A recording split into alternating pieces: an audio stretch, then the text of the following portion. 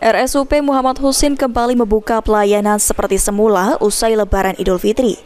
Dari pantauan tim liputan PAL TV, kondisi RSMH cukup ramai dikunjungi pasien yang alami berbagai penyakit. Direktur Medik dan Perawatan RSUP Muhammad Husin, Dr. Parianto mengatakan, jumlah pasien saat ini sudah seperti biasa, baik variasi kasus dan jumlahnya, di mana dominasi pasien yang berobat penyakit ringan seperti radang lambung dan nyeri lambung. Terkait pelayanan rumah sakit ini pasca Lebaran seperti apa Pak saat ini? Ya, untuk pasca Lebaran sudah kembali normal seperti semasa cuti Lebaran. Jadi sebenarnya kemarin untuk selama cuti Lebaran itu secara umum kita tidak tutup. Kita tetap melayani pasien.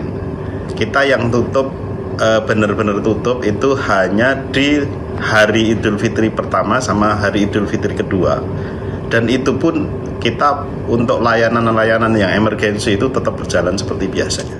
Selama cuti Lebaran, pelayanan di RSMH tidak sepenuhnya tutup, melainkan tetap melayani pasien. Khususnya pelayanan unit gawat darurat tetap berjalan normal. Ilham Wahyudi, PAL TV.